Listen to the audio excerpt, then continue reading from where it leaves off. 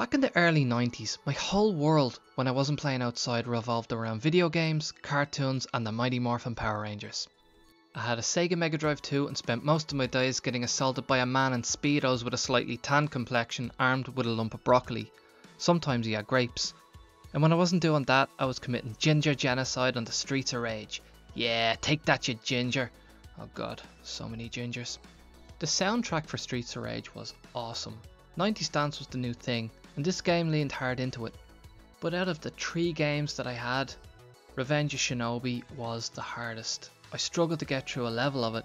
This game was hard, but you know, it wasn't the end of the world, because I knew how to get unlimited throwy thingies. I simply went into the options menu, turned the counter back where it said Shurikens, and waited for it to go. And just like that, pew pew pew pew pew, unlimited throwy thingies. Yeah. The 16-bit era of video gaming was wild. It fueled our imaginations. But in the late 90s, the Sony PlayStation came onto the scene. I got mine in 1997 and one of the games I got for it was a game called Tomb Raider featuring Lara Croft. In Tomb Raider, you play the role of Lara Croft, a sort of scantily clad female Indiana Jones type with a long braided ponytail, dual-wielding pistols and triangle-y boobs.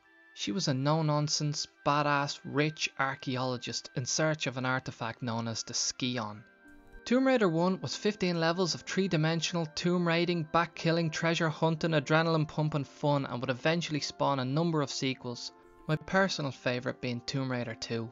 Released a year later in 1997, Tomb Raider 2 burst onto the scene with new and improved game mechanics, a ton of new weapons, less triangle-y boobs, drivable vehicles and the ability to climb ladders and walls. You could now go outside Lara's house, which was a huge deal.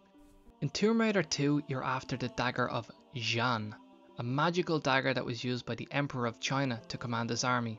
It had the ability to turn its owner into a dragon, if the owner stabbed himself with it. But the evil Marco Bartoli and his boys were also looking for it.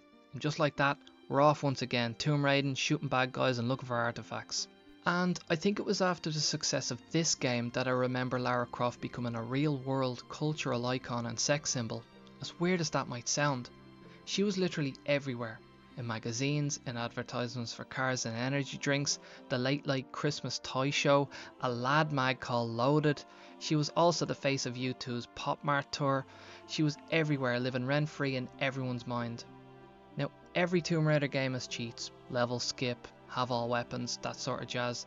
But the one cheat that everyone was talking about but no one seemed to have was the Nude Cheat. If you had the Nude Cheat, Lara Croft would take off her clothes and you could play the game with Lara in the nip, and we all wanted to see them polygons, myself included. You'd hear lads in the playground bragging about having it, but they never did. But one year I was sure I found a lad who did have it, or so I thought. The conversation went something like this. So, you're looking for the Nude Cheat, yeah? Yeah man, what's it like? It's fucking deadly. She has to hold her tits when she runs and all because they're so massive. So I was like, here, write that down will you? So after school, I get home all excited. I boot up Tomb Raider 2, open my copybook and read the cheat. So to get this to work, you're supposed to load up Lara's home and press square in the tune to the All Saints song Never Ever. So there I was, pressing square for a good solid hour like a fucking idiot, humming the tune to keep rhythm.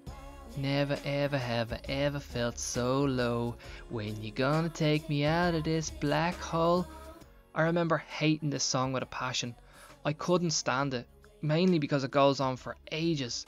But for the sake of seeing Lara in the nip, I tried, and I tried, and I tried again. And after that, I tried again some more.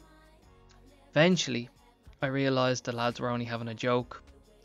I was mad for 2 seconds, but I figure I probably deserved it for being that stupid, to be honest.